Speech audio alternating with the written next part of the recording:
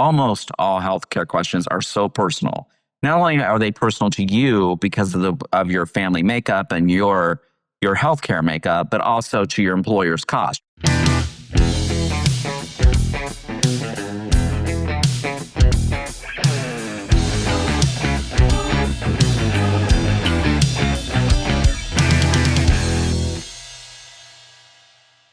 Hi, everyone, and welcome to Hi-Fi Health News. I'm Erika Grotto. When you and your spouse both qualify for health insurance through your employer, there are a lot of factors that go into deciding which one to choose. But it doesn't necessarily have to be one plan or the other. Here to tell us more is Shawn Stack, a policy director with the Healthcare Financial Management Association. Shawn, when does it make sense to choose to take both insurance plans rather than just one?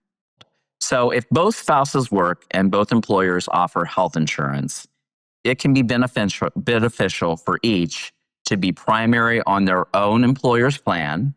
So the wife would be primary on her plan and the husband would be primary on his plan, and then they would have each other's plans as secondary.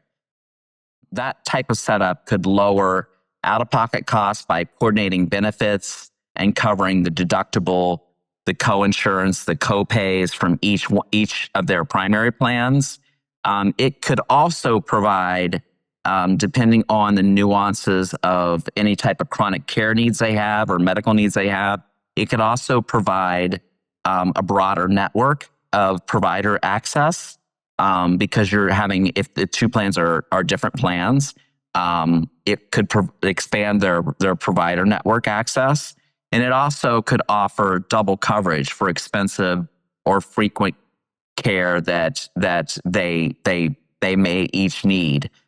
So if my husband and I both take our insurance, mine is the primary for me, his is the primary for his, who's primary for our kids? Do we get to pick?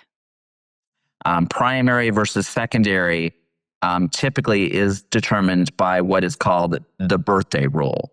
So the parent whose birthday comes first in the year is usually the primary for those dependents. I want to ask you a quick follow-up question on the deductibles, because if I take my insurance, my husband takes his insurance, we're using each other's for the secondary, does that mean that I can cover my deductible with his plan? That depends. That depends on the plans in question, the two employer-sponsored plans that are in question. If the secondary plan only pays if the primary doesn't fully cover something, and that's in the secondary plan, then no, that would not be the case. It would not take care of the deductible or the coinsurance, more to speak. That makes sense? Yeah. So then if you do want to be careful if you choose to do this, because you're talking about, we didn't talk about the premiums yet, but you're paying two premiums, you're paying two deductibles, you've got two out-of-pocket maximums to think about. So it could end up costing you if you're not the best candidate for it. Absolutely, and you're absolutely right. And that's why I always say almost all healthcare questions are so personal.